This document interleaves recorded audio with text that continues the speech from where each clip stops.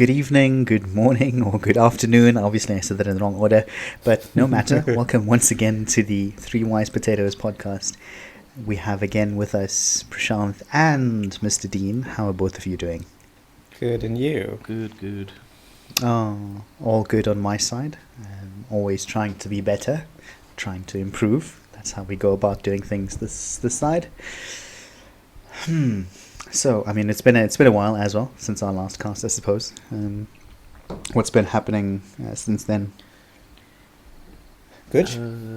Basically, trying to get ready for the end of the year, then going through most of the end of the year, and yeah, it's just it's been a roller coaster because I was preparing for the end of the year, and then work stopped, and we went on holiday like within a week of everything, and then it was Christmas like 5 days later, so there was very little time to do a lot of preparation. So yeah, it's been quite busy. But other than that, nothing much really. You guys? So me, I've been settling into the new gig. Been working through the holiday periods that don't really have that much leave, and whatever little I had, I wanted to save for next year. So that's been interesting. Yeah, I can't even tell you how phenomenally slow I've been these last few days because the willingness is just not there, but the deadlines are.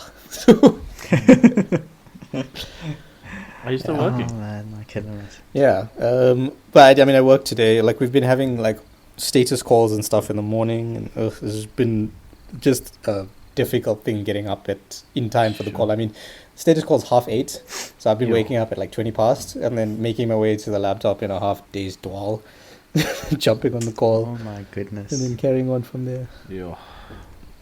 It sucks, man. Captain, Sorry. how about you? Yeah, I've just been on holiday mood since the 12th, I think, or the 13th. Sure. Yeah, nice. Really, Nice. just been on holiday since then, and relaxing, family time, lots of food.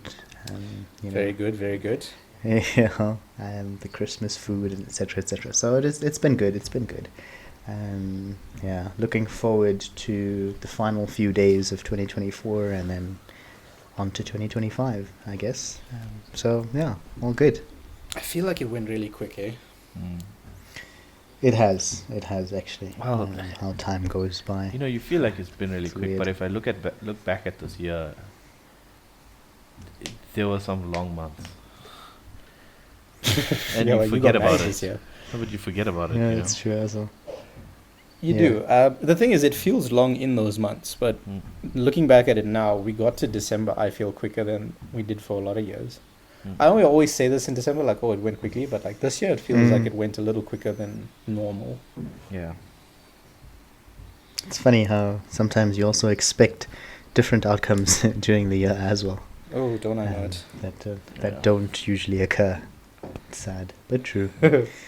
Yeah. Anyway, onto this podcast episode.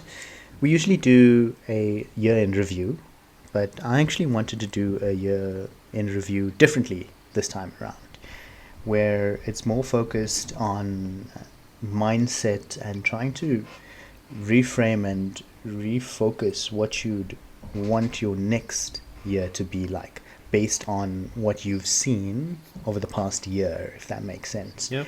And it's really just to directly question what's been happening and what changes that you kind of see you can make in order to actually for the betterment of your life from 2025 going onward.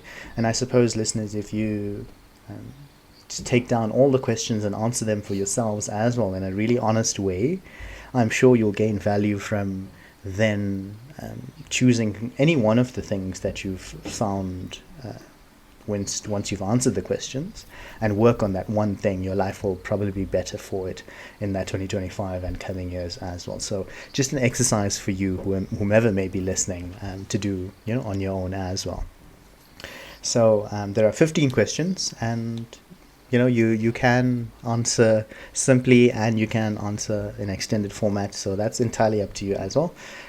But it is going to be nothing too hectic, and maybe it is, maybe it isn't, but we'll see as we get along. So I think the first question that I'd like to ask, and whomever answers, it doesn't really matter. Um, just ask yourself, what do I want my life to look like in exactly 1 year? I know perhaps you've heard that one before, in terms of self-help and so on and so forth. But what do you want your life to look like in 1 year's time? See, this is a very easy question to answer, but I feel like what's going to come after that is just going to be all kinds of interesting. But a year down the line, that's for me, I know exactly what I want. I want to, there's certain career milestones I want to meet in the coming year, with the launch of products and things like that, that I want to lead. So that's work, and I have quite a clear picture of that. I would like romantically to be with the love of my life. Next year this time, during the festive period, I want to be planning with her how we're going to manage seeing different relatives on her side versus my side, whose house we're going to lunch for, whose house we're going to dinner for. I want that kind of December.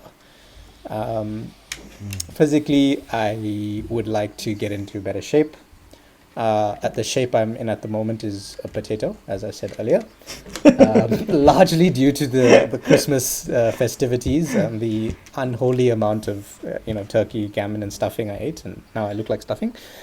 So yeah, I think that's more or less it, and I would like to also do a bit of travel next year.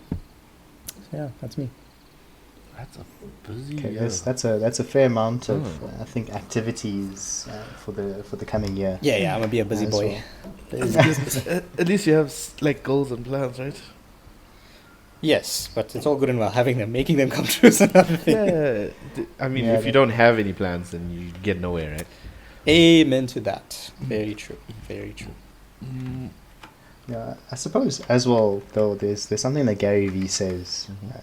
on his podcast as well, and he mentions how he hates sometimes how people make plans and set goals and things like that. Mhm. And I think the way when the reason why he says that is that it's about the execution and not the goal setting itself. Yeah. Goal setting is one thing, but it's pointless, honestly, if you don't take the actions toward it. And it's consistent action as well. I think we've Yeah. mentioned on quite a few podcasts in the past as well. Like a goal, without action is just a dream. Yeah. Very And true. you really just have to put your mind to it. Even when things get hard, you have to continue on that path to whatever you've set for yourself for that year. So a lot of things that you've got to do, Dean. So action. That's Yep. what I'm seeing. Um, Good. Man, Prash, what about yourself? Yeah. So last year at the end of the year, I set myself like vague targets, right? Because I was planning a wedding and stuff like that, and I knew the big points in my life that were gonna change and stuff, and I knew I wanted to like change jobs and stuff like that, and I wanted to start a family and things like that. So those major goals, by and large, happened. In Mhm. terms of changing jobs, and you guys know that we have a kid coming in the Yeah, next few other months, areas, right? sure. Yeah. So, in terms of that, it's sort of come through, but there's a lot of areas where I fell short this year in terms of like health, right? Last couple of months have been extremely pressure driven, if I can Stressful. say that. Stressful, definitely, and I can definitely feel the after effects of that. I can see the after effects of that. People around me can see the after effects of that, and a lot of people are like, "What's going on?" It's like we can see that you're struggling, and not struggling to the point where I was like falling apart, but more just like you sort of haven't done any like health related things in a while. So I think that for me is a major stepping point going into the new year. Health needs to become a priority. Yeah. But at the same time, Yeah. obviously, there's a kid on the way, so it's about planning and timing, and a lot of the planning that goes into the next year for me will be centered around what's happening with the kid, my job, those sort of big big chunks, and I think like Dean was saying, we have these big chunks that we focus on, right? Um, and that for me is something that I need to look at in depth. And I don't know. I think I know you guys do this a lot. You guys plan out your next year in terms of months, easy goals, hard goals, and stuff like that. And I tried to do some of that last year, but it sort of fell by the wayside with all the craziness happening in the first 6 months, and then the pressure in the second 6 months. But I really do want to actually try doing that this year. But I feel like I might need a couple of weeks into the year to actually do the planning, because next week Wednesday is New Year's Day. Yep. Yeah, so I don't think I'm gonna get to sit down and like really flesh out everything in between now and next week Wednesday. But if I do, I'll be grateful for that. You could try. But I think for me, I think it's more just focusing on stabilizing my life, and not and working on my health. Not focusing too much on work, but focusing more on family and health. So those are my areas. Yeah. Okay. I mean, that's it's great that you've identified those two areas. But Yeah. I think just one thing that I'd like to say, I suppose, is I know you mentioned centered around family and work and stabilizing, but remember that you're also important, and you're a big part of the family component as well. Yeah. And making the center the family, and perhaps not yourself, might be also detrimental in the long run. 100%. To Yeah, 100%. So that's why some instance. maybe I should have broken down health a little bit more. I think it means physical health, but Yeah. also mental health. Yeah. I think we'll get to Yep. some of the questions where we talk about shortfalls. And Oh, I was definitely. thinking about it Yes, this yes. morning, and I thought about it Yeah, I this know. morning for half an hour, and I ran out of fingers. So I was like, You have okay, toes. okay. I was like, okay, if I've got 10 fingers, then it's fine. But yeah, I definitely agree with you. I think focusing on other people and not yourself also, like you've said before, you can't help others Yeah. if you don't help yourself first, right? Yeah, 100%. Yeah, so- And I think then to kind of summarize then what you've mentioned is in a year's time, what you'd like is a more balanced life, Yes. and a better family life as well, and a better health for Yeah. yourself. And that's the advancement that you see from now. Yeah. And then for Dean as well, it's more around relationships, and there's a work component to it as well, and a fitness component to it too. Yeah. So you'd like to see progression in each of those areas as well. Mhm. That's perfect. I think then it's a good segue to the second question, which then talks about what habits have held you back this year. I think I sent this to you guys as an example of the questions that I was going to ask. So what habits have held you back this year? That was a terrible teaser, by the way. It was. Yeah. It did us no favors. Yeah. Put us in the bush Horrible. from the word go. We got dropped in the middle of nowhere. Yeah. Do you want to go first, or do you want me to go? Go first. All right. So bad habits. First, I got stuck on trying to define what a habit was, and then I thought, okay, I'm just overthinking this. Yeah. And there was also a habit, is overthinking things. So that was my first habit, is sometimes overthinking things and not enough action. That was something that I think I just need to spend a lot more time actively working on. Going to bed later than I should that's been a bad habit.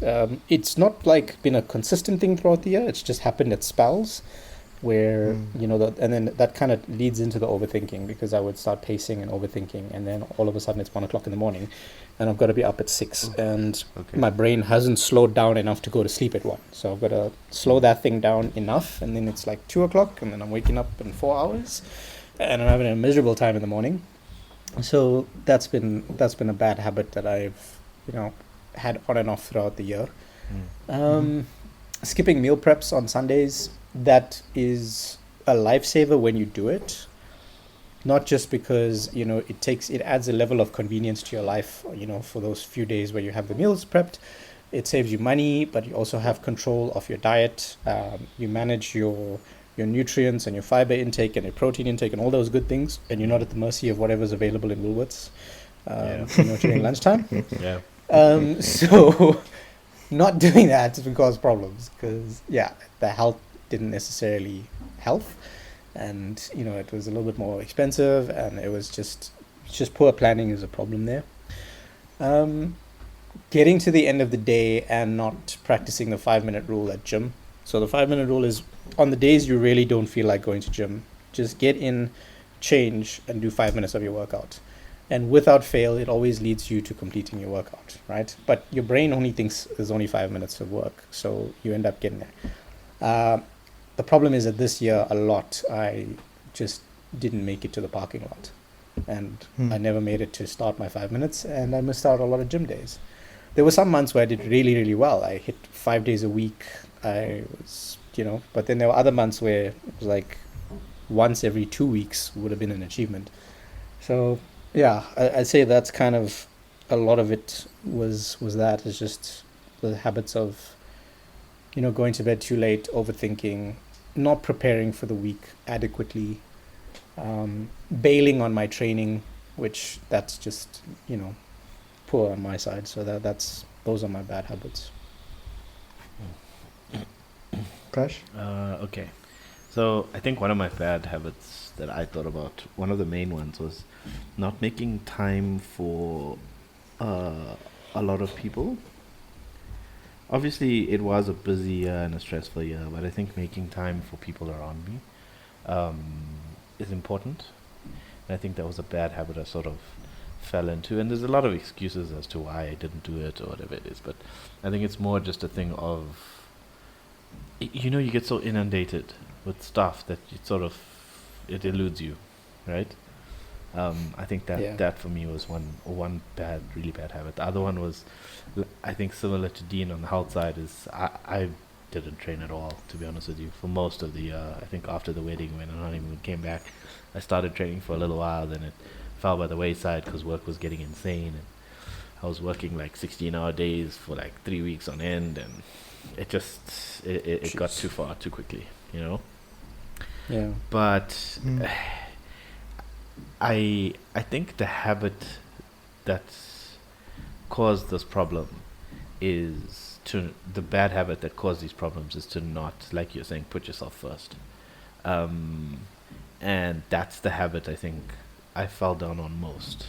Not putting myself first and saying, listen, even if it's half an hour, I need to do this. Even if it's 10 minutes, I need to do that. Even if there's a weekend that I have some time, I need to make a call, speak to somebody, catch up, that sort of stuff. So for me, health, and I, in the last couple months of this year, my wife was like, listen, I really want you to check out your health and stuff. So I went and did bloods and all of that stuff. I don't know if you guys do this regularly, but Once a year with Discovery is about as regular. right. But do you go do the full blood panel? No, I do whatever they make me do so I can get my points. Right. So actually do this for yourself, right? Go to a GP, go to your GP, and most of the time, guys like us, we don't get very sick throughout the year, and I don't think either of you have chronic medication. If you don't, then generally you have quite a lot of savings by the end of the year, So just before you hit your December break, not after you hit your December break, because your results will turn out poorly. But before you hit your December break, probably like the first week of December, go to your GP and ask them to do a full blood workup, right? So liver, kidneys, blood, sugar, pressure, cholesterol, the standard stuff. Yeah. But do it, right? And you can do a PSA test as well, just for guys, right? And the results come back, and you look at them, and it actually gives you an indicator of what you can look at for the next year, right? I think, Yash, your results. Like we were discussing it the other day, and I think you know your results. I don't know if you do these tests often, but the reason why I did it was because, like, my wife was like, no, you know what, we need to know what's going on, And there was nothing wrong with me. I was obviously just tired because of work and stuff like that, but she's like, she just wants to know. So I was like, okay, I'll go do the test. I did the test. I found out, like, my cholesterol is a little bit high or whatever. It's not like life-alteringly dangerous or anything like that. But one thing she found with me, and that was a bit of an eye opener, was like, your vitamin D is really low, right? And she was like, "How are you still walking around, mate?" And I was like, "What?" She's like, "You should. Are you not all the time exhausted?" And I was like, "Yeah, but you just like you brush it off. Like I've been working too hard or whatever it is." So she's like, "No, your vitamin D is really low, and you need to supplement that. And as brown people, we naturally do tend to have low vitamin D's." T level. So The melanin blocks it, so yeah, exactly. So she's like, why don't you get, and it's not like you're taking medication on a crazy basis, it's just a supplement to help you. And I found that there was a major difference, I'm not gonna lie. My energy levels have peaked, and in the days where I don't take the pill, the pill, whatever it is, I can feel a difference, you know. So just understanding that allows me to help with that habit in terms of going forward. Like, what do I need to do next year to make sure that my health is at least better? And in the last year, before when I used to train and stuff, I was always focused on looking a certain way. Now it's more a thing of I need to feel a certain way, functioning a certain way. yeah. Yeah, That 100%. so I know it's sort of an answer to the habit that I have formed, but in terms of not looking at, the biggest problem was not looking at myself and saying, what am I missing of my own health? So mental health, I haven't been meditating because of work and stuff like that. Physical health, I haven't been training. I do eat not too bad, so my eating is alright. Which probably resulted in most of my results being alright or within normal range, but that sort of thing is important. I think friends, family also, another thing for me that is a bad habit.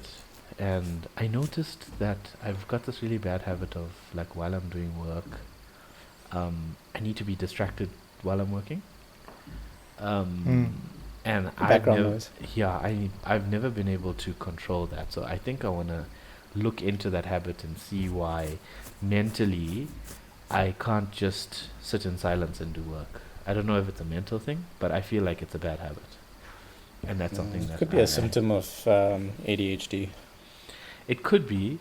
You're definitely right. But I want to look into it and understand why, like, I need a distraction to focus more, I would say definitely get a professional's opinion, because I'm certainly not that. But I will say consistently every ADHD person I know all say that they're more productive with background noise than if they're sitting in silence. Yeah. So that's another thing. One more bad habit that I've picked up in this year, especially the last 6 months. The first 6 months was like really good. The last 6 months, my anxiety levels have definitely increased significantly, and it's something that I haven't actually been able to control. Is that because of the obvious, or is there something else behind it? No, look, I know that there's baby on the way and work is extremely stressful and stuff, but I tend to forget that I need to take life as life and not focus too much on everything I'm focusing on, because when you like that, it's a bad habit that I've picked up this year, or maybe even from last year into this year. But that level of anxiety is something that I want to control, because that in itself is, I think, the main reason as to why we struggle with pressure and stuff like that. So yeah, those I think are my core bad habits that I picked up. Okay. And yourself, Cam? This isn't about me. Yes, it is. Come on, it's all three. You put us through it. You in the bush too. Come, let's go. It's never about me. I never answer my own questions. We know this. You should. This is a review for all of us. This is not you giving us a performance review. Who said anything about giving out a review? I'm just asking the questions. Y'all are answering the questions. No, you got to do it too. Come on. I mean, it might look like it sometimes, but Oh man, I think if I look back in this year, what are the habits that I picked up that perhaps was detrimental and really broke broke the cycle of me achieving some of the goals that I had planned for this year in particular, was the distractions that I went to. So like things that just distracted me over time during that. And I think that was the biggest one, really. There have been other micro habits that I picked up, but those I can easily once I realized that I was doing them. But the biggest one realistically was the distractions that I had going on, and that led me to just time wasting, really. And, the result of it was obviously time wasting and procrastination. Yeah. But I've identified the habit, and it's just about now working toward correcting that sort of thing. So I think that was the biggest one, really, that held me back this year. Good. Okay. Out of everything. And I think then that leads on to, I think, Prush, and maybe Dean, you've already answered or alluded to some of this as well. Like, if you ask yourself the question, are you ready to get rid of those habits? Are you really, really ready to get rid of them? Because sometimes those habits have become, I'd say, attached in part of our psyche as well. And removing them in some instances might be painful or more work than we want to do, and so with this resistance to actually break the cycles, right? So are you actually ready to get rid of those habits mentally? Yes. Ready is one thing, Mm. but actually doing it's another thing. Because I can be mentally ready, but sometimes I won't do it, and I default into a comfort mode. But I know I'm ready because I want the outcome. Yeah. I agree with Dean. I want to say yes, I'm ready, but you have to hold yourself accountable. And that, I think that's where we find it very difficult, because you, even if you have other people helping you, it's your brain and it's your mind, and you need to hold yourself accountable, and you need to remind yourself why you've chosen these rules for yourself. But yes, I'm definitely ready. I mean, like Dean said, it's comfort, right? Your brain wants to keep you protected in its comfort zone, in things that it knows, and never work outside the box. So it's always going to try and resist any changes to the status quo, which is going to be difficult to try and change initially. But I think the saving grace or the silver lining is that if you persist at something, if you really want to change something in your life and you really want to move forward, if you persist at it, eventually it will change. Your brain will learn the new ways. It will change the status quo because you've decided or you've told it that this is now the new way. Yeah, I think so. I know, Good, you've mentioned some of the new habits that you'd like, but what are other, well, is that the full list of new habits that you are going to commit to in 2025 that will improve your life? There's a lot of habits that I wanna try to include, but it's also a thing of you only have so many hours in the day, and I'd rather focus on the big things, and then every now and then add a few things in. I do wanna read a bit more every day. I wanna get in some good solid reading time every day. That is something that I want to do. So as much working out time I want to have, is I also want to have some reading time, because a lot of the time nowadays it's just been work, and then you stop, you eat, and then you sort of plop down on the couch and watch some TV. So I want to try and avoid that, and not avoid, but try and get some reading time in every day, meditation time in every day, without scheduling my life, if that makes sense. You want to do these things, but still have the flexibility of when you do them. Exactly, and I think it's like I said, that's why I said I want to take the first couple of weeks in January to try and flesh that out, because you need to find times in the day where you're comfortable to do these things, but also what makes sense and what doesn't, and what you can skip on some days and what you should bring in on other days. and that's what I need to Yeah. flesh out. But also, like I said, with a baby coming, that might all be thrown to the wolves. But if I can get at least 5 things in the day that are important, that don't take long, I think it's good. Hmm. And I'm sticking to 5 Yeah. purely because anything more than that feels like it's a lot. Unreachable, Yeah. or even you're stretching yourself to a Yeah, point, right? exactly. You don't overcommit Exactly. at this point. Do you know? Phew. Are we talking about execution or intent here? No, just new habits that you can commit to in 2025 that really will, that you're sure will improve your life. Well, I mean, it's not a new habit. It's a habit I need to consistently do, and that's the working out.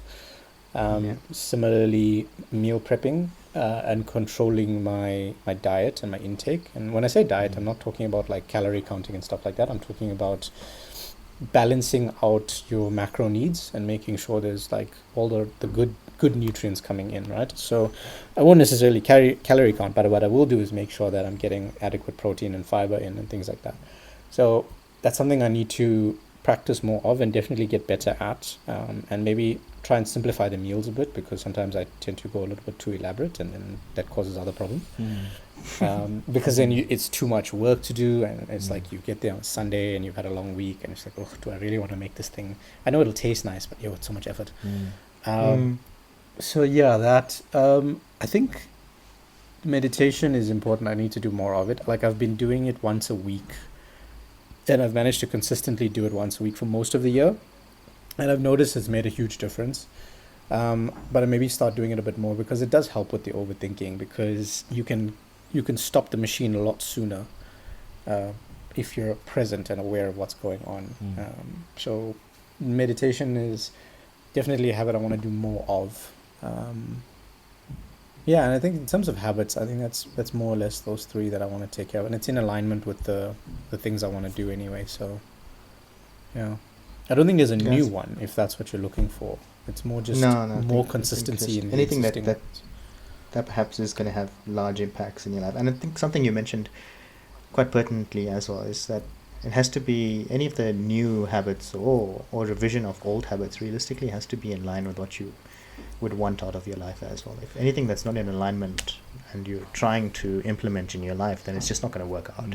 Yeah, At the end of the day, you're not gonna want to do it, or it's just not gonna match the life that you're wanting to build for yourself. So I think that's also important, choosing things for yourself that is in alignment with your future. And I suppose as well, people fail to ask themselves really, where do they want to see themselves, or what do they want their lives to look like, not only for next year but over the next 5 years as well. What do you really want it to look like? Do you really want to be sitting where you are right now? Do you, mentally, physically, emotionally, relationship wise as well, 5 years from now, like what does that life really look like for yourself? And build with that in mind. I know sometimes you don't necessarily want to have roadmaps for your life, because life is I mean, you mentioned the word flexible. You have to have that flexibility, but having that core roadmap really at least will help you guide your life in some ways, and helping you build your goals, build your habits, remove things from your life that are not in alignment with that 5-year roadmap, or even longer roadmaps as well. yeah, that's true. You code? From there. Yeah, what's I think the one of the habits that I think that I need to commit to in 2025, I suppose, is being a bit more sociable. I think this past year I had used, like this past year was busy for me in a sense that I've been doing a lot of side things and studying and so on and so forth. And I think I used that a lot to say no this past year. Say no to a lot of different things, and a new habit, not only that's good for me in particular, because I'm a bit of an extrovert. I need to be sociable, and I lost that element this year because I held myself back.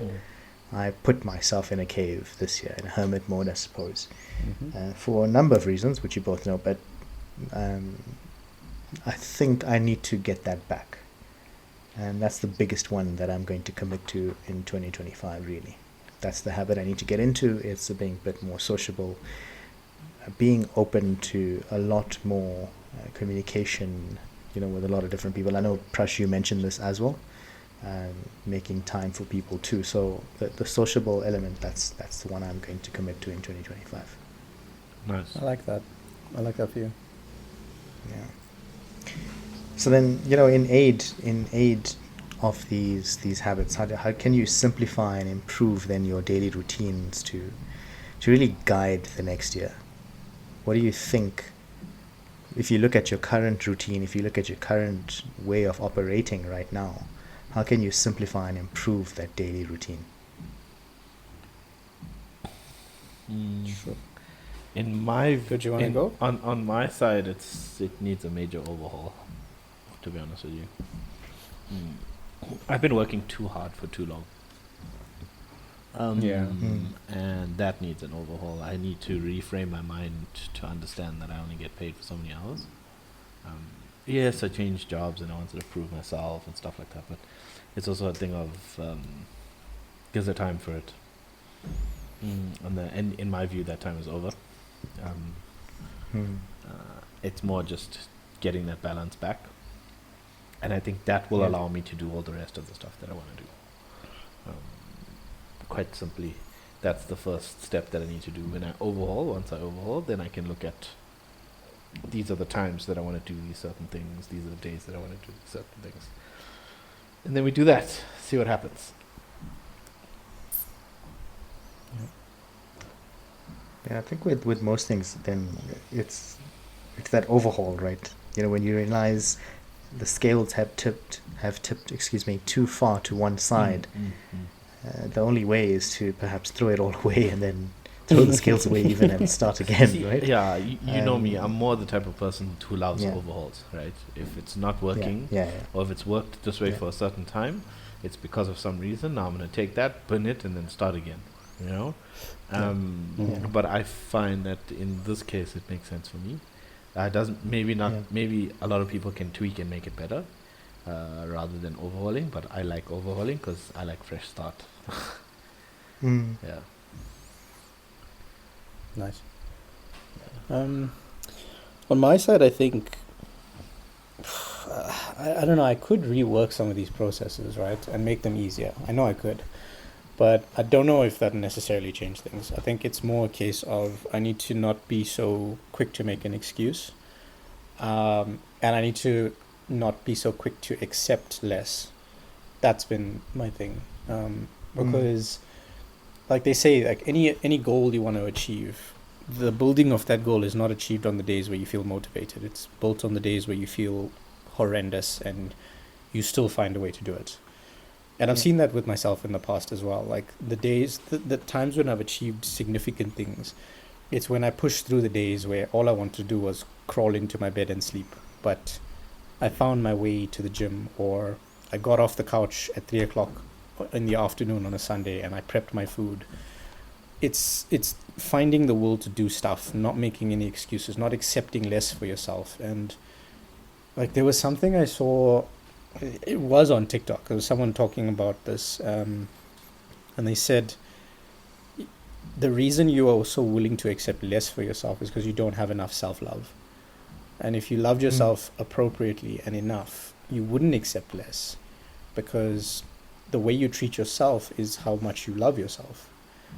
And I hit like a ton of bricks, because I look back at everything, like all the choices I made to not do something myself. And I'm like, why am I so comfortable with not doing stuff for myself?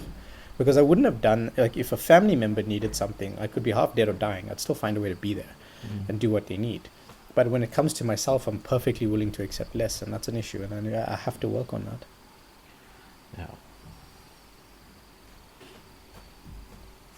That's a good one, actually, honestly. And I think a fair amount of people, perhaps even listening, might have similarities to yourself there, Dean, in that regard, where oftentimes we act as the healers for others, and then we forget about ourselves at the end of the day.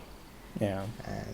And our cups get empty by emptying it into other people's cups. unfortunately. But it's what, like you rightfully say, it's not accepting less for yourself, because you want to give the same level that you give to others to yourself, basically, Mm. at the end of the day, and to that same, I think, level of affection, support, vigor, and so on and so forth, right? So you want to give the same levels in all areas to yourself, not just one. Yeah, So and I that's a think good one. I think actually. probably the worst lesson, not lesson, sorry, the worst habit, and I think all three of us have picked this up throughout the course of our lives, is that we have learnt to do a lot with very little. And by that I Mm. mean your cup can be nearly empty, but you find a way to fill everyone else up with that little that Mm. you have. And we've learned that we can do this. And the habit is that we find it acceptable to do a lot with very little. Yeah. The That- thing there is that- acceptance yeah. as well, right? It's weird. But That's the thing. It's like we're very comfortable running on empty. It's like 5% battery life, but we'll make that 5% stretch for days and we'll go do things for everybody. Yeah, I totally agree. I mean, I was telling my wife a couple months ago, I don't think I've slept a proper 8 hours in, I think, a couple of years. You can sleep 4 hours, right? But have you slept restfully? You know when you wake up, you know when you wake up and you stretch and you're like, oh, that was a good sleep, you know? Yeah. I don't think I've had that in a long time. But that's purely because the tank is running on empty continuously, you know? Yeah. And you get days where you're like super joyful and happy and stuff like that, but it's been a while since I've had, and I'm not blaming anybody other than myself, right? I mean, I've chosen not to do these, not to get back to that stage. But Yeah. when I say I've chosen, I mean your life becomes busy and stuff, but you can actively choose to just take time out to get to that. But I haven't done it, you know. Yeah. And that's where your statement of "Do you love yourself enough?" comes in. It's more a thing of have I experienced one full week of absolute joy, you know, throughout my daily week. I mean, when was the last time you had that? You know, you have ups and downs in the days, but like Yeah. most of your week was like just joyful, you know. And I had a week like that this year, 1 or 2 weeks like that this year, but you know, it's always a thing of what's next, what's happening, you know. Hmm. Yeah. And that I think I want to get back to, because if I can get back to that, then life just becomes better. It flows better. You feel better. Your health is better. Your mind is better. Yeah. And you, Cap? Where your attention goes. What's that saying? Energy flows. Energy flows. Yeah, energy Yes, flows. that's, Yeah. that's what I was getting toward. My bad. And you? I think for me, you'll know how my daily life is, right? I suppose it's as simple as it can be.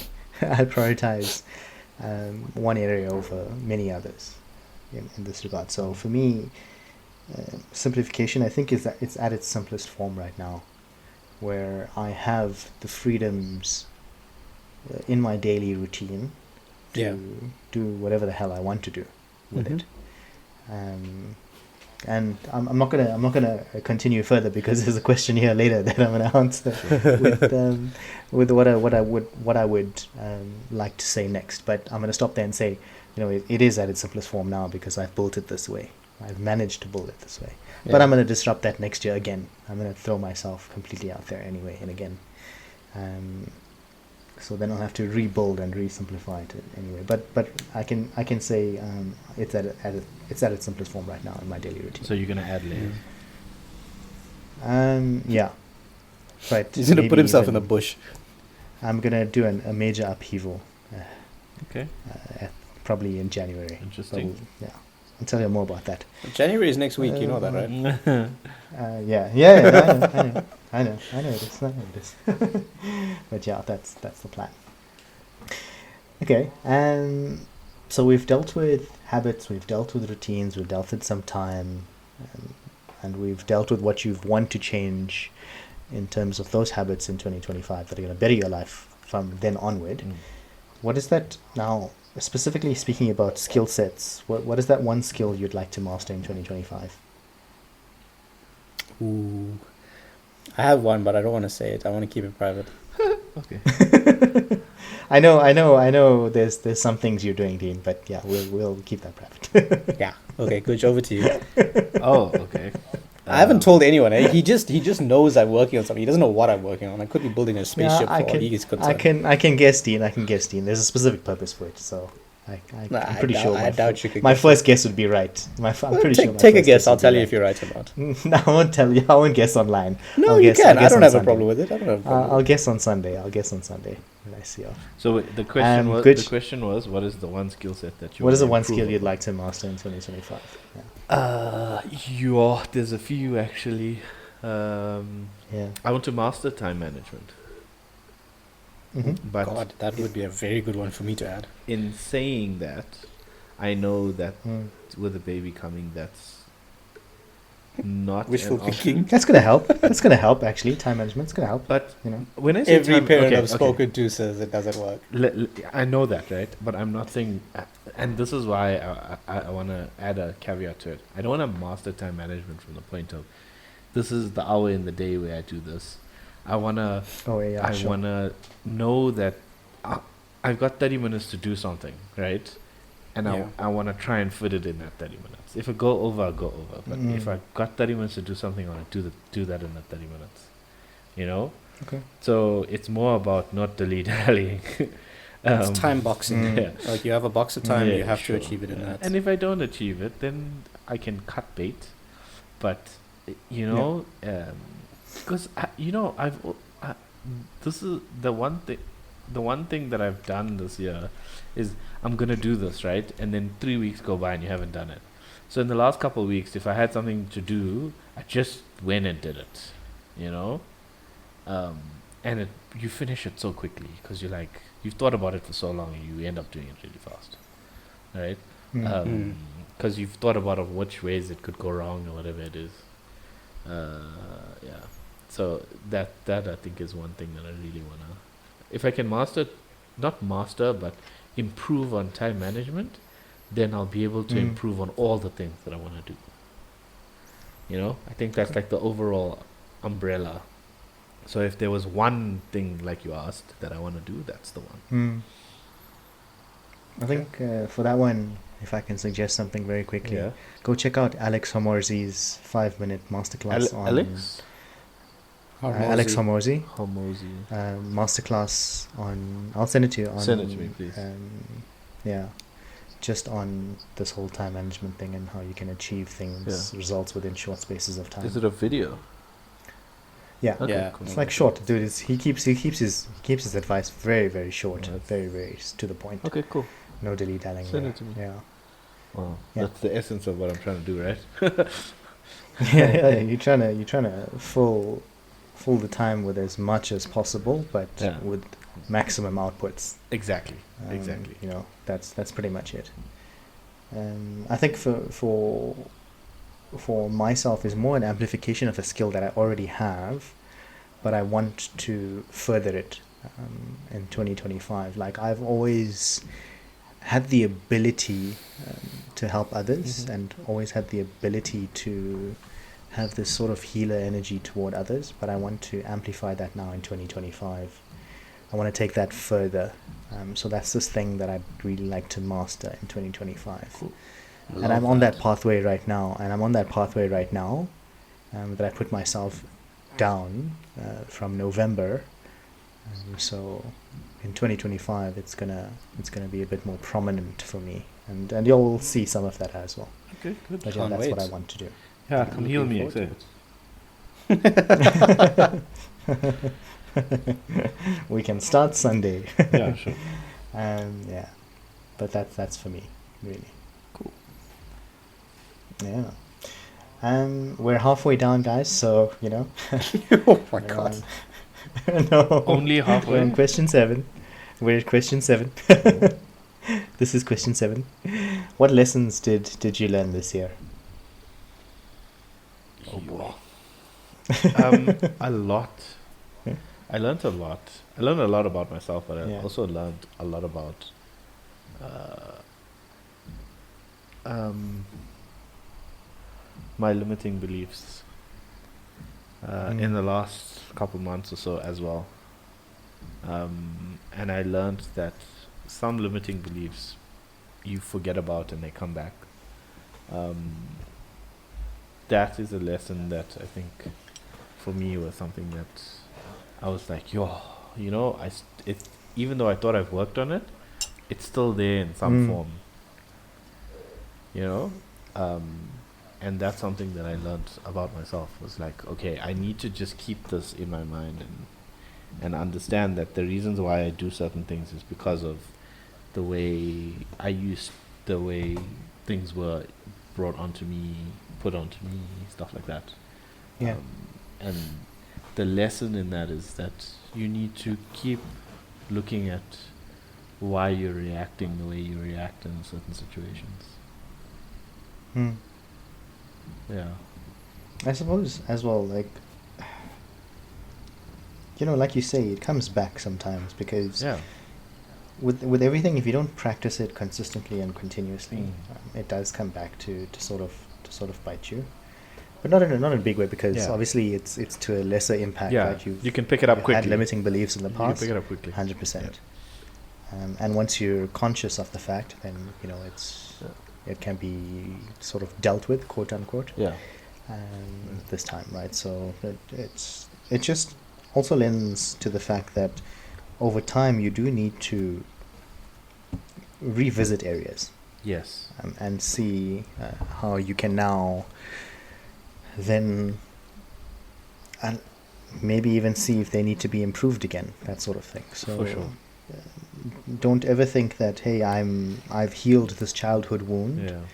and I'm going to forget about it now. Maybe that childhood wound can be reopened in current and future situations, and you need to review it in your present Sure. to see if there are any things, right? So that's what I'm getting at. So revisit things from time to time to see if those portions of yourself are okay. Yeah. For sure. Do you know? What did you learn? Yeah. I think I think the biggest lessons all came in the love department. Oh yeah. Yeah. And I think I've always said, like, there's one thing I want above all else, and that's someone who understands me. I've learned that I still haven't found that, but I have learned that I actually need other stuff as well.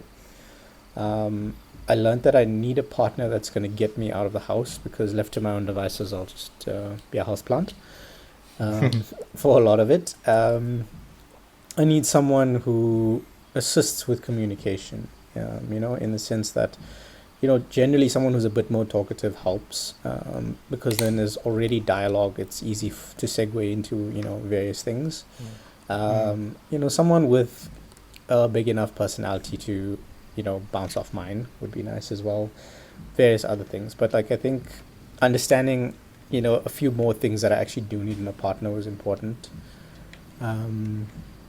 I also learned this year, and this was more of a hard lesson, is that I do have limits. And that talks to the pouring from an empty cup thing all the time, or nearly empty cup. And how much I fell behind on my personal goals because of it. So that was quite a hard lesson to learn, is that, if you do want to achieve things and you're serious about achieving things, then you actually have to fill up the tank first before you go after these things. You can't be running on nearly empty, because I don't prioritize myself. That's what I learned as well, is that I don't prioritize myself. I prioritize all the people I love. So whatever is left in that cup gets used for the people I love, not for myself. So yeah, those are the things that I learned. Just a quick one there while we're on that topic, Dean. I should have asked this earlier, but I'll ask it now. Do you set boundaries? I've Do you learned have to. boundaries? Do you have boundaries that you set against the people that you love, to say that there are limits to what I can do? Because if you don't set those boundaries, No. I From get what you. I get you. from what Right. I'm seeing, But the people you're that I overextending. love, the ones that matter most, they actually don't Mm. ask and don't expect. Mm. I show up for them because I want to and because that's how I identify myself. Like if I look at my family, they won't ask me to go the extra mile. They won't. If they see me even remotely tired, they'll feel bad to ask. So I don't Mm. allow them to see that side of myself. I don't allow them to see that I'm drained. I know that's not a healthy thing either. But if they Mm. need something, I would prefer to be the one that helps them with whatever they need because I know then it'll get done properly and they'll be taken care of. Um, with other people that are not as close, I'm good at setting boundaries with them. Like with work and stuff Okay. like that, I've gotten a lot better saying, no, this is not going to be doable in this time. I need a few more days or stuff like that. I'm more than happy to do. Unless I feel like there's a benefit to be gained by doing something in a particular time frame, which I've been doing the last few months as I've been taking on things and with tight turnaround times and things like that because there was a benefit in the long run for that. But as you're talking about setting boundaries, oddly enough, as you mentioned it, my brain didn't go to boundaries with other people. The boundaries were with Mm. myself. And I do a very poor job of holding myself in those boundaries. So make sure you go to the gym after work. If you call that, you can, if you look at it as a boundary. I crossed that boundary way too much this year. Make sure I meal prep so that I have food and I don't go and, buy whatever's convenient. If you perceive that as a boundary rather than anything else, I've crossed that boundary repeatedly this year. So I haven't done a good job of setting boundaries with myself. Hmm. I think that's not the way I see it is more rather than not setting boundaries. It's more rather not holding yourself accountable to the rules that you set for yourself. Yeah, but I feel like accountability and boundaries are two sides of the same coin, right? What are you holding someone to if there wasn't a deliverable or a boundary? For me, I don't know. Maybe I look at boundary as a perimeter more than a thing. That's what I say. That's why I said if you looked at it as if it Yeah. was a boundary. Yeah. Okay. It was just the way when Yash was saying it, my brain actually Mm. recognized it as a boundary I was crossing rather than something to work towards. Sure. Yeah, the way, in some instances as well, the way I see boundaries is an area which others are not allowed to transgress upon. And when I set it, that's the way I see it from that perspective. Yeah, I think we're No, that's looking at. I that's don't the way set- that's the way yeah. it should be seen, right? And I'm in agreement with that. Mm. But now, if we look at Mm. the word transgression, if my Mhm. boundary is that I want to take care of myself and eat right, that's my Mhm. boundary. I've transgressed that boundary repeatedly this year. Sure, Make sense? because it's yeah. That's, Okay. but it But- only clicked and that perspective only landed when you asked the question. And I don't know why, but as you were asking it, I was like, I cross my own boundary all the time. This is a problem. It is. I think there's that saying as well. You're so willing to help others and to heal others because what is it? You know what it feels like in those situations to not be helped, so you don't want other people to feel that way Yeah. as well. I think that's in some ways that's honorable, and there's another word that I'm looking for that's probably better than honorable. But it is also to some extent, or the way I see it right now, as self-inflicting wounds at times as well, because you're going over and Well, above. self-sacrificing, right? Sorry, yes, that's the better word to use there in that Mm. instance. But just something I wanted to add, to end that portion. Well, I don't think you Conversation. answered it, have you? Did I? No. I'm sure I did. No, you didn't. Yes, I did. You didn't. No. Slippery character. Well done in keeping me in check there as sometimes. I think this year it is, excuse me, it was dealing with a lot of attachment that I needed to understand. My attachment to certain things external Yeah. that I needed to come to grips with and understand fully and wholeheartedly.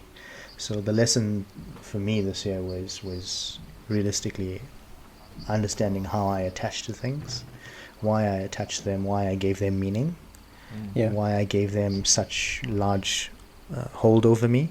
I think in May I capitulated completely because of this, and yeah, I think I mean, I was away for a lot of the year as well, right? I mean, as you guys know, I had that. I wasn't in the country for the entire year, basically. Adventuring. So, yeah, adventuring, and it is because of that attachment. Yeah. That I needed to somehow detach and remove myself from an entire environment. That's how bad it was. And perhaps still, to some extent, it still lingers. Mhm. I'm not gonna. I'll admit that it still lingers, but that's a lesson that I've had to learn this year, is to learn how to detach properly, and really, really, really not put myself in a situation to lose myself like that again. Yeah. So that's what I had to learn. Okay. I think this is a good one to ask next. I suppose it's more of a. We were talking about surroundings, and we're talking about how I want to be more sociable and connect, and Prash as well wants to give time to people, and Dean wants to get out there again as well. Um, are you spending time with the right people, and do you really want to continue doing it next year? Good. Dean, you want me to go first? I can go first. Mine's a lot shorter than yours, I imagine. I think both of ours might be the same. I've trimmed down the list of people I've been spending time with, and I'm actually happy with the list as is. And like there's a couple more people I'd like to trim off that list, and Sure. actually give time to people that are more deserving of that time. Like people I'd like to spend more time with, for example, like Darren and Kesh and Dash. I do want to spend more time with them, and I haven't spent as much time with them this year. Like Mike and Sashni and their kids, I haven't seen them enough. But there are people that I've given some time to this year, and I just feel like, you know what, I'm not actually having that good a time here, and it doesn't feel aligned. Whereas, like Darren and Kesh and Dash, for example, that feels very aligned. I feel like I'm amongst family, not friends. So that's kind of where it is. And I otherwise, I'm very happy. Like I don't have a big list of people that I want to spend time with, and I would just like to give them that time.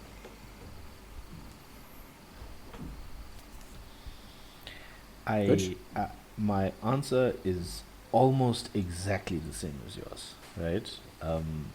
I think it's on point. I think when Narev came up a couple of weeks ago, I was having a discussion with him, and I was like, next year I think we need to schedule so many visits in a year. You know what I mean? He's someone I definitely want to spend more time with as well. Right. So it's exactly. So it's just a thing of we need to decide upon it. Like maybe I'll see you like 3 or 4 times, obviously because of the distance, right?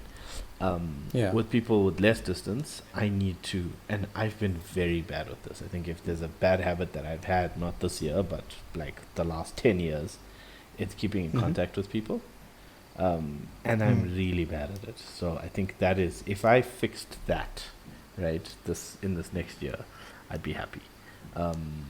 Not being the only thing, but yeah, it's for me similar to you. My list is, I'm happy with my list. I just want to add a few more people, and I've definitely trimmed my list considerably, which might have made quite a few people upset or question, or I don't know whether they have or not, but for me it's a thing of I've trimmed my list a lot, and I've been asked by people that are on the list, if you want to inverted commas, say,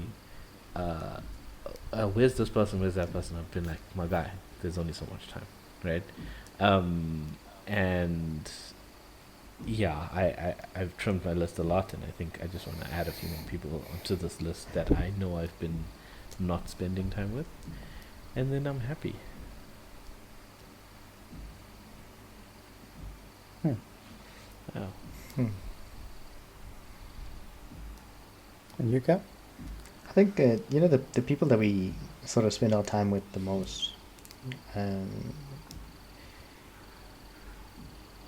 really has that like you said, like that family Mm.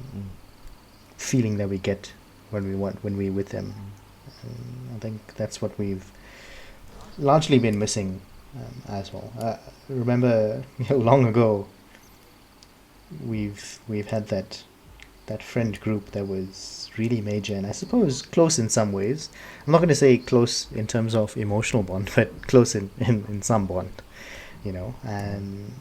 and that has sort of dropped off over the years as well. So for me, I think mine consists of three people that I really spend time with the most, and I don't see that increasing. I don't see it changing, other than that. Do I want to spend time with more people? Um, I don't know. I really don't. It might not change over time. Not for me. Okay, there's nothing wrong Fair. with that, Yeah. man. So If you've decided on three people no. and you happy with it, cool. Like, Yeah, that Huh. it's not to say that I don't care about everyone else. Mm. It's just I give my time to those who I think that are most important to me at this point in my time in my life Mm. right now, Mm. and that's what I'll continue doing, in that area. Yeah, That's fair. yeah. Good. So it stays the same, pretty much. Cool. Well, you never know. You might find in the next year you want to add someone. No, I mean, it's not like I won't get together with others. That's definitely going to happen. It's just that the majority of time will be given to just three, mostly. That's fair. Hmm. Um, I suppose then we've asked about the skills and we've asked about time in terms of family and friends and things like that. So like what's your definition of success over the next year mean? And it might have changed. For example, if you defined what your success criteria were for this year, but I don't think I want a criteria. I want what does success truly mean to you? To have a successful year in 2025 and perhaps even beyond, what does that mean? Those things that I want to do all of them. That's what success would look like to me. Get some travel, execute on the work projects, sort out my exercise and health, and be with the love of my life. That's if I do those four things, I would consider that probably the best year of my life.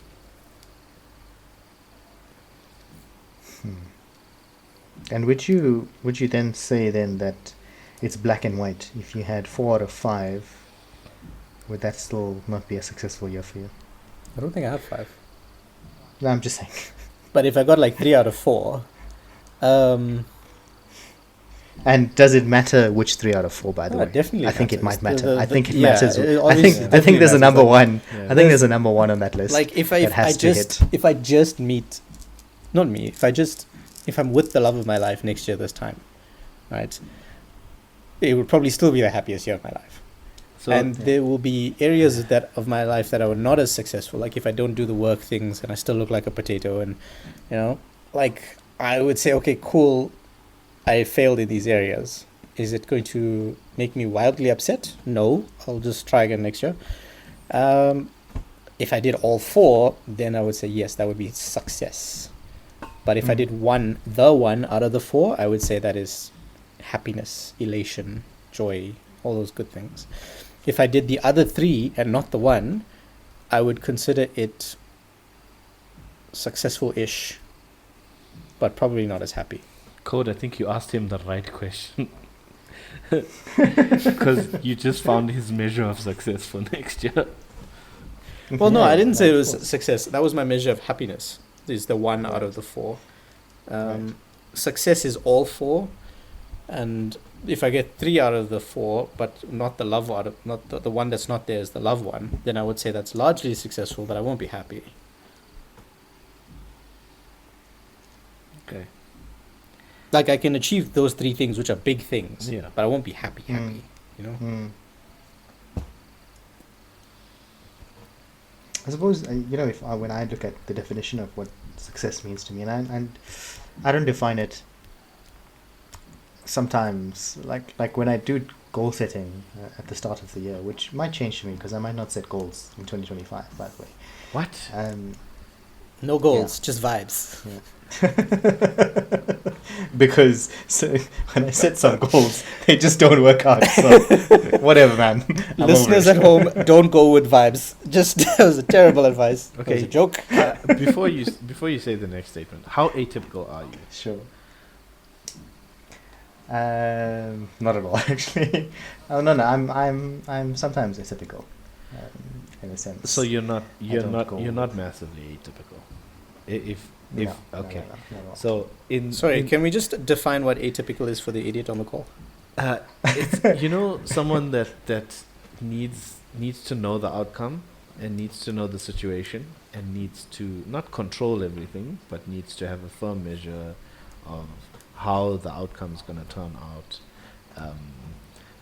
within the boundaries and understanding those boundaries, right, of the situation. Ooh, I would say he's got a lot of that to an extent. Right. I wouldn't So- say he's not. I wouldn't say it's absent. So I'm not saying he's not No, absent. that's typical, which is why I'm saying I'm not atypical. Right. Yeah. So No, but I thought atypical is someone that wants to have details and control of outcome and all those things. I think he's chosen those things, right? Because it allows him to control his life. Right? Look at how specific he's built his day-to-day life. But I think that's an active process for him, right? And over the Yeah. years, I've seen that he can do it. But if you live in an environment that you can completely control, right? Then it's easy to do, right? But when you can't control the external factors, and the external factors cause a lot of disruption, right? And then you don't achieve the things that you want to achieve, right? If we talk to Code, he's not unhappy with his life, right? He obviously is hard on himself for not achieving some of the things that he's not achieved or whatever it is, right? But by and large, if you look at where we've all come from and where we all are now, he's gonna look back on his life and say, "Listen, I did pretty well." You know what I mean, right? Okay, but hang on, just before you go any further, right? Yeah. I think progression and happiness are very different Right, things right, here. right. No, for sure, right? I don't think I wouldn't say he's happy. I'd say he can recognize his progress, but I don't Fine, know if he's okay. happy. Let's state it that way, right? I Happy mean, he's with on the his call. We progress. could just ask him, but I Right. mean, No, I'm just trying to frame the scenario here, right? So, Right. but the way Yeah. he's progressed in that manner is because he's done the I'm gonna control the aspects and allow them to flourish in the boxes that I create, right? that sounds very atypical It based on does, your it does, but description. it's an active choice, right? Because we know Yash from before, right? We know that he didn't necessarily have to do that in his life, right? But his life still progressed. You know, he passed his degree, got a job. It's not that. By some miracle. Right. But I mean, we all need miracles, right? But what I'm saying is that it was a choice. Now he's choosing not to do those things in the next year and let everything become one big pot of biryani, and he wants to see what happens, right? And he No, wants to but see I don't what know if happens. he's allowing the chaos in because he's keen on the chaos. I think he wants a process, Okay, so and there's control in that process Right. that he wants to find. yeah, so in the previous years before this year, right, for me, my life was always one big pot of biryani. I had goals, right, but I'd somehow snake my way to some of them and somehow not snake my way to some, right? Whereas Sure. Code had goals, and he was like, "This is the measure, this is the road, this is the path," right? And Yes. Yeah. here's the thing for me is that you actively chose that for each year, right? And you actively chose your goals. Next year, if you don't set your goals, right, or you don't set the path, right, but you still set whatever goals you want. You don't even have to set them as hard. You can be a little bit vague, but if you end up in this general target, you'll be alright, or you'll be happy with yourself, right? in terms of progress. And if you do that, you will learn. And the reason why I asked how atypical you are is that process will teach you how atypical you are, but it'll also teach you that you need to learn to forgive yourself, right? Because when you sit in boxes, right, there's no forgiveness. Because there's a path, there's a role, there's a goal, there's a target, and there's steps along the way. And if you don't meet the steps, then you hit yourself for it, right? But if you set the goals, right, and you have a vague direction in which you're going to go to, and you manage to meet some and you don't manage to meet the others, that's when you learn how to teach yourself how to forgive yourself. You'll be like, I need to understand that I just couldn't do it all this year. You know what I mean? And Well, how close, this is now for Yash, Yeah. how easily can you differentiate for yourself, not for others, but for yourself, the difference between forgiving yourself and making excuses? that's a Very, hard question. very, I think so. Because I've For said me, this to him. it is not. He Yeah. should be And- a little bit more lenient with himself, or he should forgive himself, and he only saw it as making excuses. Correct. Because I believe that excuses is an easy way out. Excuses is just a way to make yourself feel better at the end of the day. It doesn't do anything realistically to help you move forward. So which is why I see everything on one side of the coin and not even consider the other side of the coin at all, actually. And that is why I say at the beginning of the podcast I mentioned I was very critical of myself this year when I did the evaluation of myself this past year. And then I put everything in that one box, and there were no excuses for me. Like I said, I think I also mentioned before we had the cast as well that I had felt like I had let myself down this year, and you know, and it's there were a number of things that happened, but I can't say that because of that I didn't hit my goals. I just don't go down that pathway. I don't allow myself to go down the pathway of making myself feel better just because something bad happened in my life. Bad things happen to everyone, and there are people where bad things happen to them and they still prosper and they still get on with their lives. So I'm not someone special now such that, hey, I must make an excuse and then be okay with it and then try again. No, I'm sorry, that doesn't work for me in that way. I've built that life now such that, you know, I have to hold myself to a higher standard. I continue raising the standards for myself as well. Like this next year as well, I'm going to get rid of excuses, get rid of things that soothe myself into making myself believe that, you know, it's okay to have not done something, because I want to change the way of that thinking such that it's more of pushing myself beyond that one boundary of achieving a goal now. It's dropping everything else and just focusing on achieving that something. That's the way I see it. Okay, so if you're gonna do it that way, right? How are you going to fare when you don't set the rules? The rules themselves might not be set, but the end game is the definitive part. I mean, the definitive outcome, right? Like you said, I won't necessarily have to set. I won't necessarily control the pathway as well. I'm gonna let go and say this is what I want to achieve, and this is.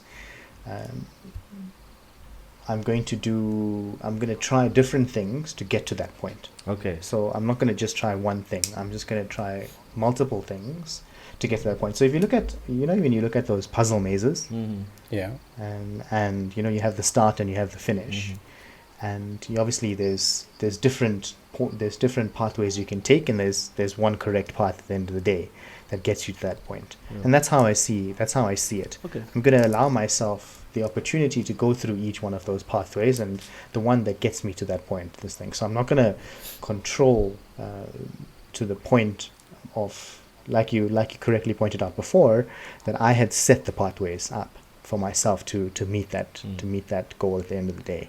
I'm not going to do that this time. This time I'm going to say, let's not set those. If I have the goal of, for example, starting a business, what are the pathways that can get me to that point? Sure. And let's investigate each one of them. Okay. So more trial and error rather than this is the way we're going to do it, and if it doesn't work, then it's my fault. Yeah. It's still going to be my fault at the end of the day because I'm the one with the execution. You're holding yourself accountable whether you do or you don't. But Yeah. this is why I asked. Yeah, sure.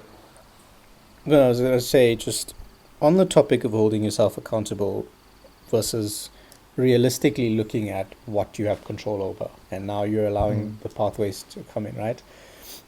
How does time play into this equation that qualifies whether something can or can't be done, or whether it was an excuse? So how long do you give yourself before you go, okay, I'm not making any more excuses? Because I think you're going to achieve the stuff you want to achieve anyway, right? It's a matter of time for you. I think where you're harsh on yourself is sometimes the timing isn't right? And you can do everything you can, and the things won't pan out. And we had this discussion earlier this week, and I said, well, you don't expect to plant crops during a hurricane. You can try all you like, but you're not going to plant a damn thing because you're going to either get struck by lightning or washed away, right? So just trying in those, that's not the time to plant crops. That's the time to try and survive.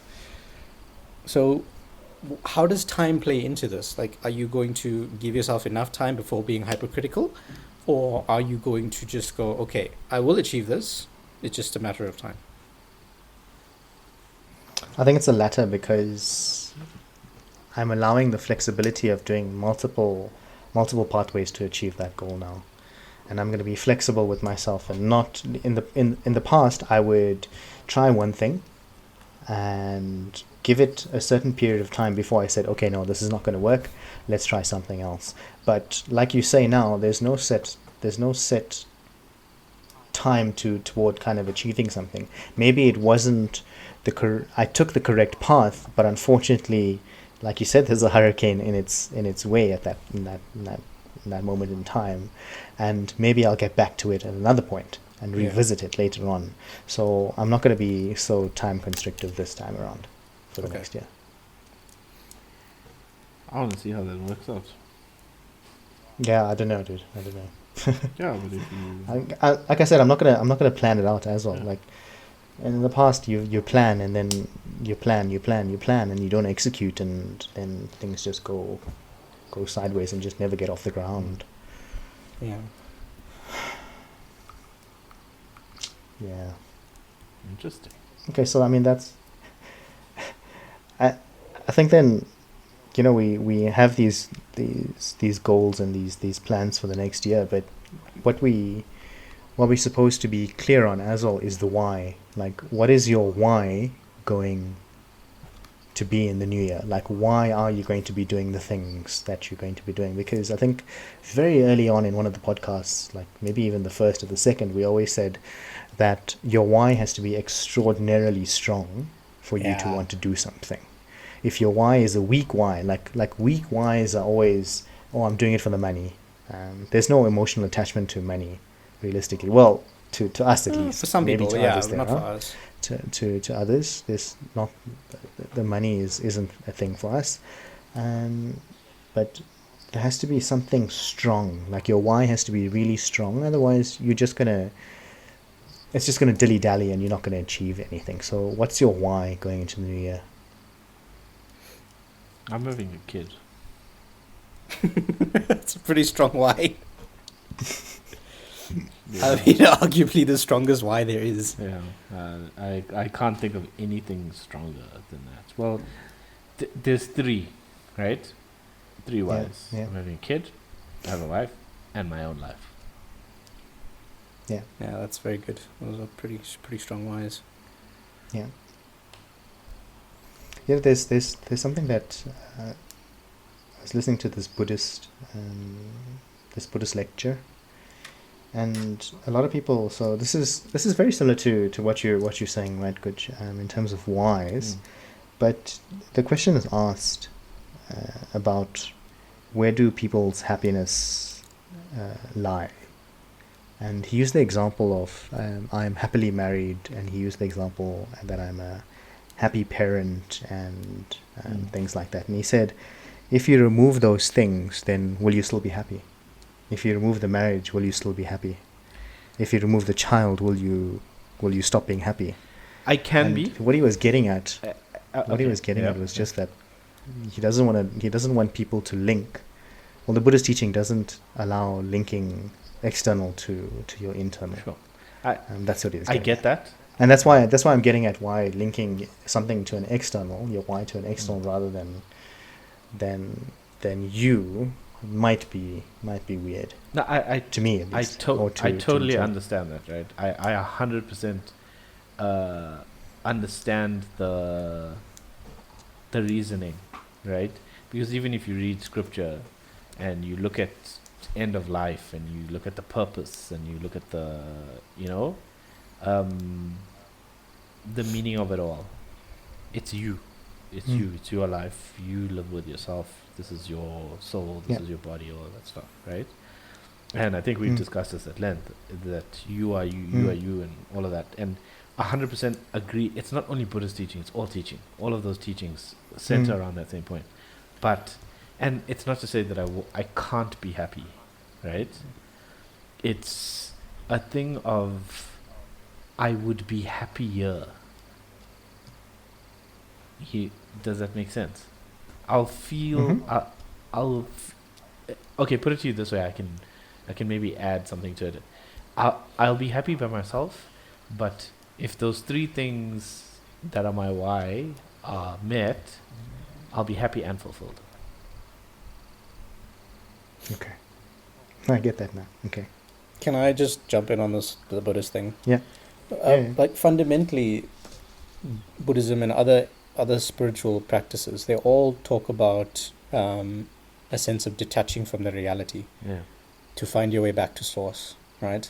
Mhm. And for those practices, the highest joy is going back to source or experiencing source.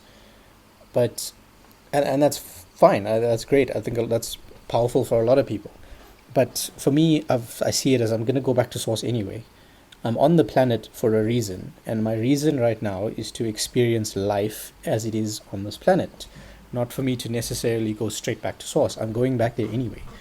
And what I've learned is that in the attachment comes risk and reward, right? Joy and suffering, all of those things, the full emotional range, right? Mhm. And the earthly joy, not the spiritual joy, but the earthly joy is in the attachment to family, to, friends and things like that. And I want to experience that, and that's a choice I'm making. I want to experience that in more depth. Mhm.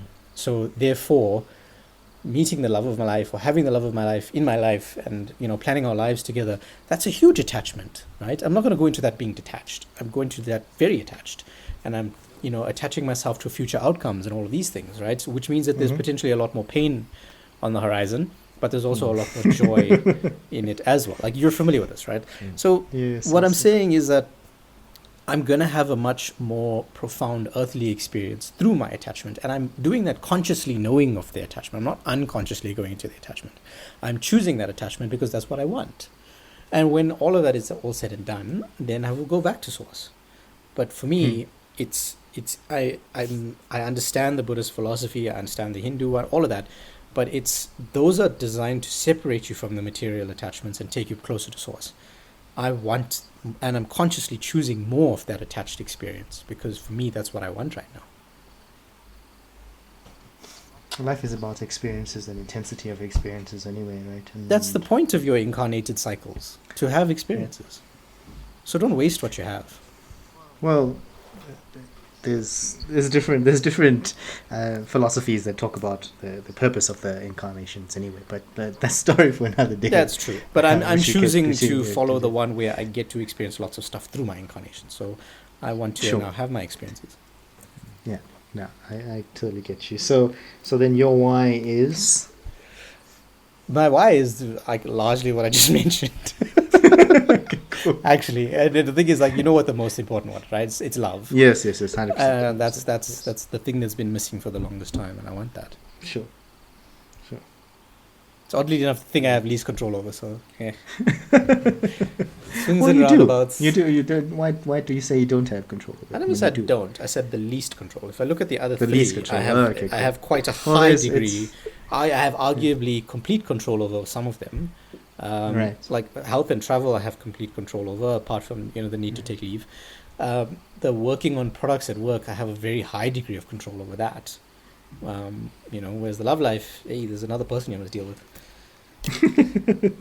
Another person to deal with you. Hey, true story. To deal with you too. Oh man. Yeah, I mean I get the whys and what I'd like to suggest to listeners as well, like your why has to be extraordinarily strong, like I started this with, and it's the why that's going to get you through the hard days. It's the why that's going to get you to Did you tell us actually your get why? up and give it everything you can. And my why is easy. My why has always been me. I don't center it around anyone else. It's, as I mentioned, it's more about living the fulfilled life that I can live, and in order to do so, I have to give everything for myself. And it's all, and it might sound selfish in some instances, but it more tends toward the Buddhist philosophy where you look inward Yeah. and not externally to link anything to. So my why is me, and I'm worth it. I'm the reason why I do what I do, to the extent that I do it. That's fine. Yeah. No, here's So- the thing that most people won't understand. If you say it's me, most people will be like, but what about this? What about that? Yeah, you know what? It depends on how you look at your own life. Yeah. And it can change.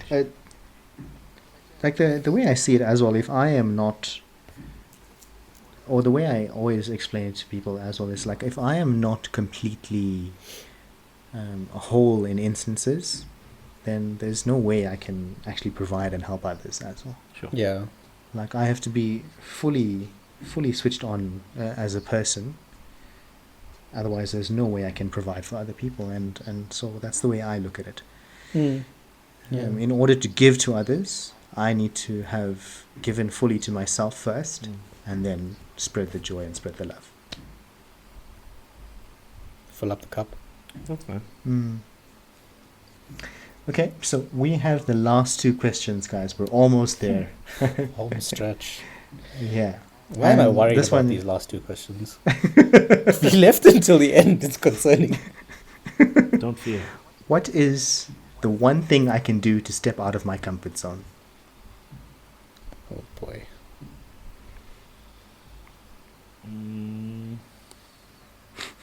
It's crickets here.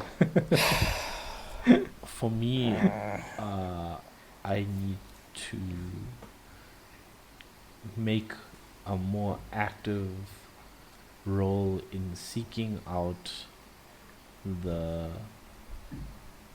items in my life that I want with more how do you say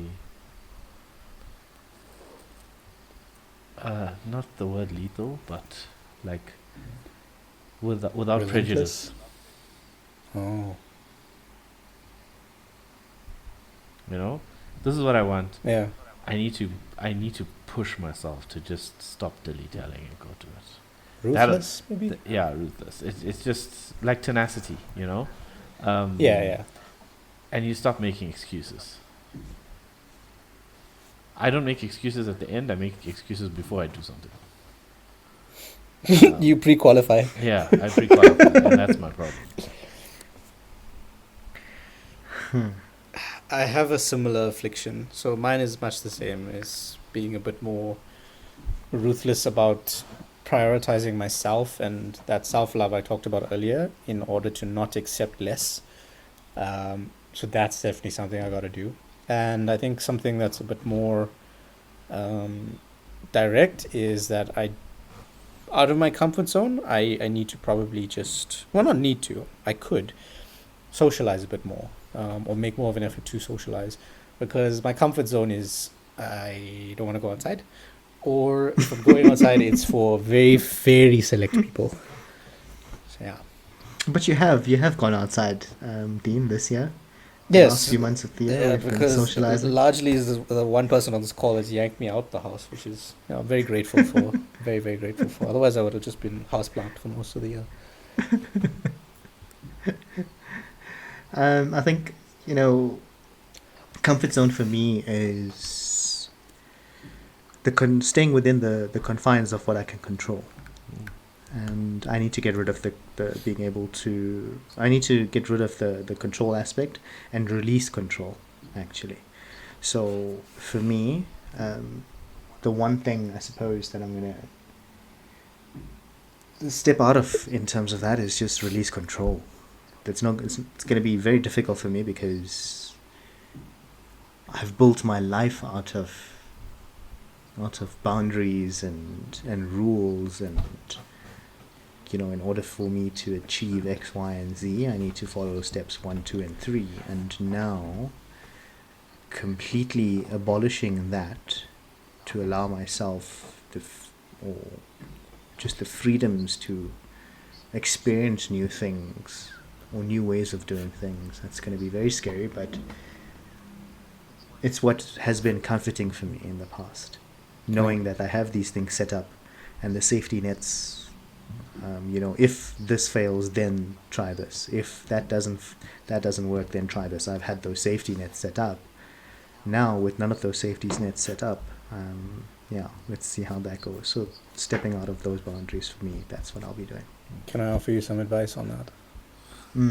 As someone who doesn't have a great deal of control, and I quite like the chaos and living in it, right? The whole thing is perspective. The whole thing, right? So if you are concerned and you go into it being concerned or being weary or even afraid, or there's any form of anxiety, the chaos will very quickly grab a hold of you and overwhelm you, right? But if you see chaos as something that can create something beautiful and unexpected, and you approach the chaos with a sense of wonderment, it will show you wonder. He's telling you to embrace which is it. what I'm going to Embrace the outcome. That's exactly be it. open to. And it's not just embracing the chaos, it's trusting yourself to make something of it, right? You need to, one thing that living amongst the chaos and allowing myself to embrace it, as Good says, it teaches you how capable you genuinely are. Like the think on your feet and run with it aspect is going to scale you to levels that you can't even imagine. And if you've achieved what you have with control, you can achieve significantly more through the chaos. But also just accepting any of the outcomes. Like it's hard to just accept it, because if it's not something that you want, right? And the problem is that when you get an outcome that you weren't looking for, you only after the fact see the benefit of it, the lesson or the path it put you on, or the reason you needed to go through that particular avenue, because it primed you for something bigger and better. It's like it's faith in the external and in the internal.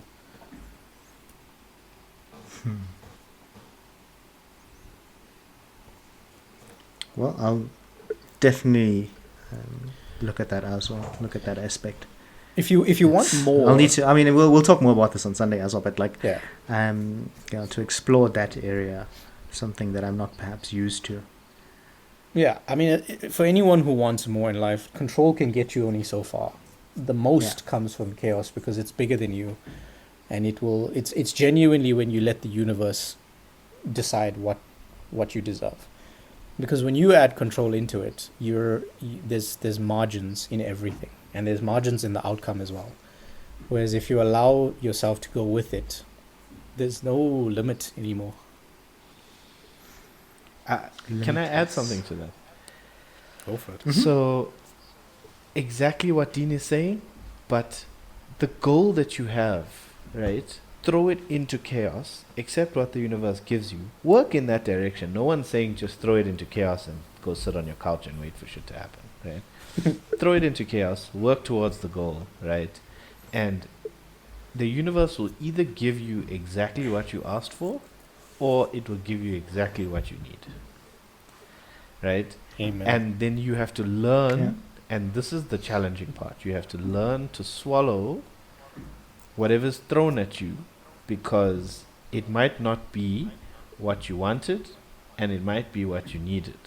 And that's the difference between someone who's atypical, right, and needs to follow all. Let me not say atypical. That's the difference between someone that follows all the goals that they've set and the path that they've set, and the difference between someone who lets it go, wings it all the way, and then ends up where they end up. But and here's the hard part about it, is that when you set a goal and you throw it to the wind and then you run after it, right, it more often than not never hits the mark of your time frame. It either happens before, or it happens after, or it happens well after. But the answer will come. And here's the crazy thing. If the goal is reached and you get what you want, right, you'll either be happy or realize this is not what I wanted. But if you get what you need instead of the goal that you wanted, you generally find that you're a lot happier. Right? And that's the crazy thing, is because half the time we set goals and we don't even know that the goals that we're setting is not actually what we really wanted. Yeah, the hardest part is recognizing what Yeah. you need and accepting it. Yeah. Because So- you often want to argue with it. It's Yeah. like, this isn't what I needed. When Yeah. actually it probably is. Yeah, sometimes after 6 months you're looking at your goal and you're like, but do I really need this goal? Everything I've done up until this point has given me everything I needed anyway, you know? Yeah. Right? And then you've been repeating the cycle of trying to get to the goal, but along the way you've already got what you needed. You can move on, you know? Yeah. And that's the crazy part about learning how to wing it. And I'm an advocate of winging it. I wing a lot of stuff, right? But I've Same. generally found it's a lot more fun. Because It is a lot there's more no- fun. I mean, you get your ass handed to you as well. A but lot. it is, the whole thing is a lot more fun. a lot. But you also learn to laugh at yourself, right? And you learn to laugh Exactly. at the situation. And sometimes it's Why can't it? yeah. Why can't it just be what we want? Why can't the US The just? problem is that what you want, Your right? physical mind is too limited. No, why. that's the problem. What you want, and this is the problem with most people. What you want isn't necessarily what you need. Yeah. And when you go after what you want, you can get it, right?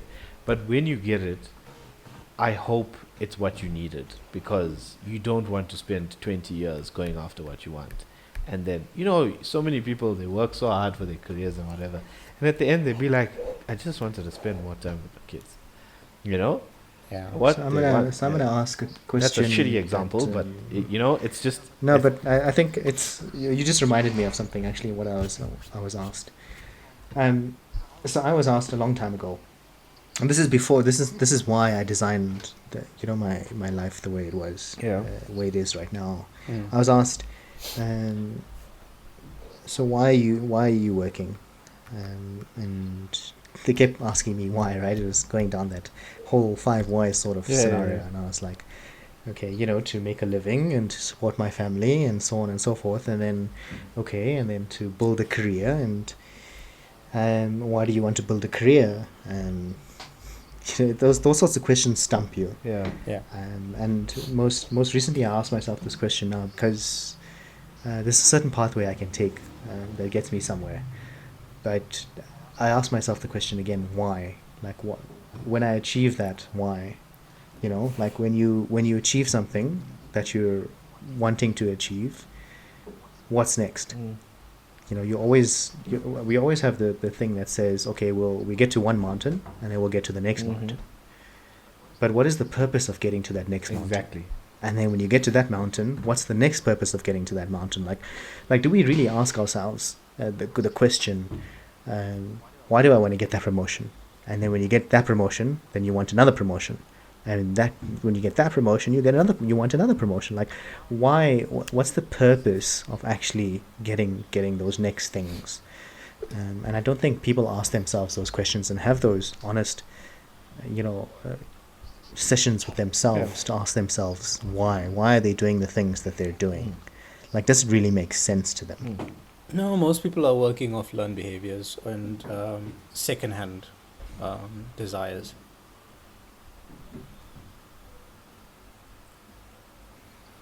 Secondhand. That's a good way to put it, I suppose. Societal designs of Yeah, people's lives as well. you get handed stuff, right? That's not yours, but you pick it up and you go with it.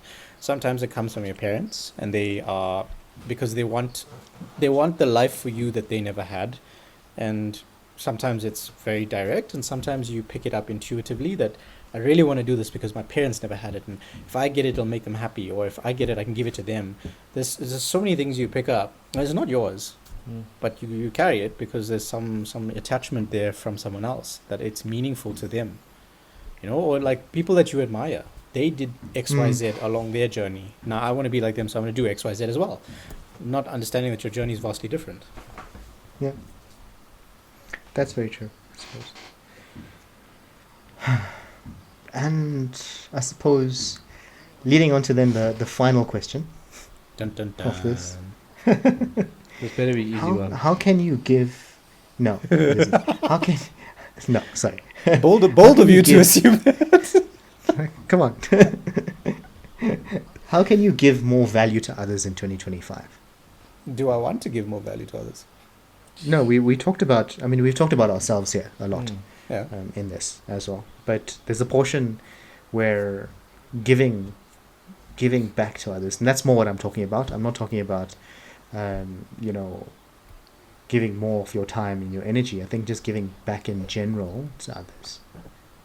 See, I'm going to say something controversial and potentially quite dickish here, but I'm Go for quite it. happy with what I'm giving to others. I don't really want to give more. I Cool.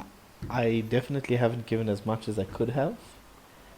So I'll work on that next year in terms of just time, you know, Yeah. giving them time.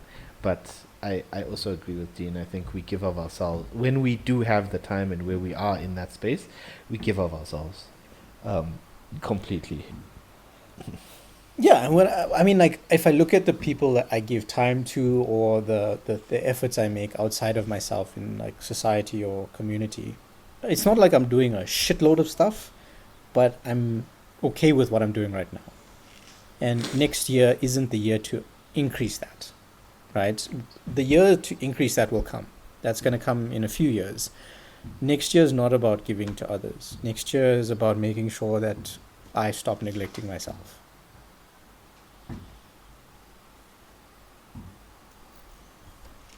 Hmm. What about you, Cap? I suppose.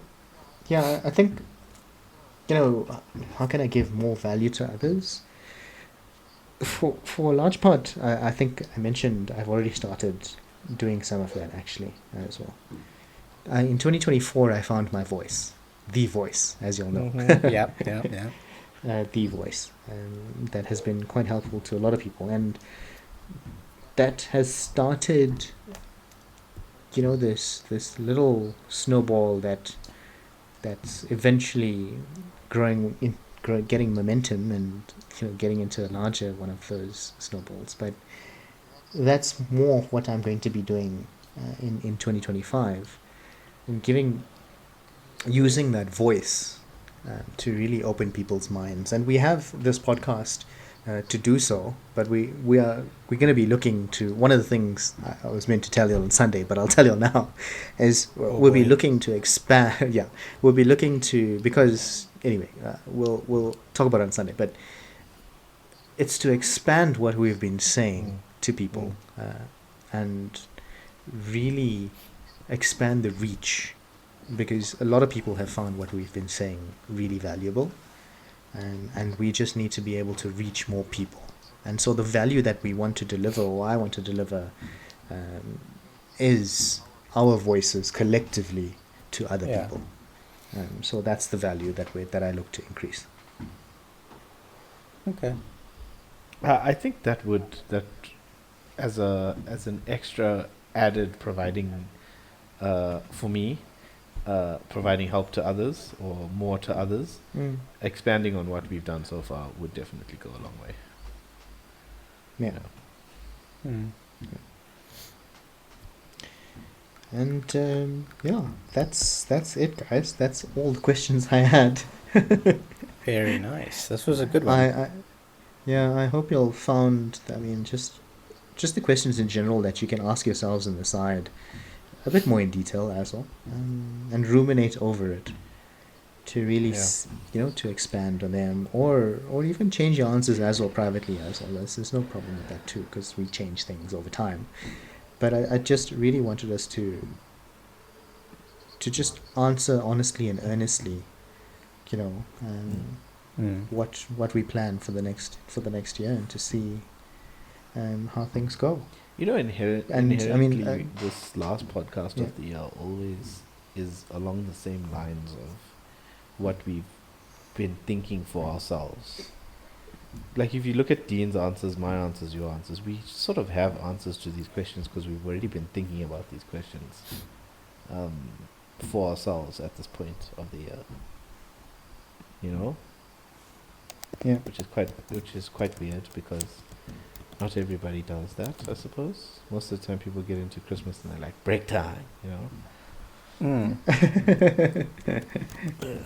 Yeah, the self-reflection and the introspection portion is actually quite important. And I think it's something we do throughout the year, right? Which is why, like you say, it's a bit easier for us, because we keep track and we keep check throughout the year, right? And then we can readily answer some of these quickly because we know where our deficits are, Yeah. and we've been working out ways on how to improve them over time.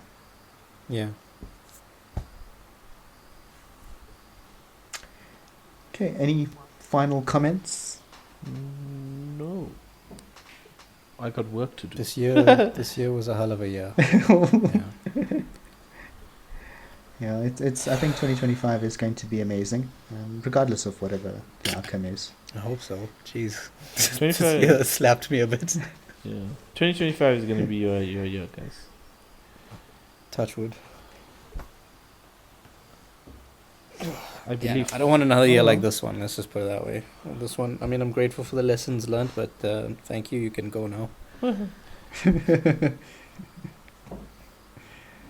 Yeah, no, I everyone that I've interacted with has always said, they're done with all the lessons that the universe is teaching them. It's Wow. they don't want any more lessons. That's adorable. They just want the blessings now. That's all. the lesson. The universe ain't done with you. Yeah. Those are the people that need more lessons. Those are the people that had just finished, primary school. Yeah. High school's about to hit. Buckle up. It's gonna be a wild ride. Yeah. Okay. Well, thank you once again for your time, guys. I know this one was a bit longer than the others, just under 2 hours. Sure. But really appreciative of your I time enjoyed and it. your It was good. answers, and being a part of this. Thank you for spending time with us this year. Whatever time we did have, it had been a busy year. Yeah. So, thanks to the both of you once again for joining every episode and answering my weird questions at times and my weird prattling. So very appreciative of that as well. We are going to continue into the new year, and it'll be our 4th year doing this. Hey, What? Oh, wow. just saying, we'll be on season 4. Yeah. Oh, next shit. year, starting Okay, next year. Okay. So Well, yeah. On that, we are very appreciative that you drive this and Yeah, make sure we do it. for 'Cause sure. I think sometimes both of us, Vij and I, don't drive it nearly as hard as you do. We We're fall very apart grateful that quite you a lot of the. Hey, Kasam. It's all good, guys. I mean, like I said, this is something that I really enjoy doing. It's something that I'd really like to have take up more of my time, if that makes Yeah. sense. Yeah. That I'd like to be doing more full time than anything else. So, this is something that fills my cup actually. So yeah, I enjoy doing it. So it's no problem driving it or or hosting or whatever as well for me. I enjoy it. I think for We're, us we're also- still grateful. Yeah. Okay. Well, thank you, listeners, as well, for listening along to us and our We weird appreciate journey you. this year as well. We appreciate you. I hope you have had a great year, and if you have not had a great year, I hope the lessons that you've learnt from this year, you carry forward those lessons and course correct and make the next year something that you could be proud of as well. Not to say that you're not proud of this year, because as Dean pointed out to me this past week, making it through the year is something to be proud of on 2 feet as well.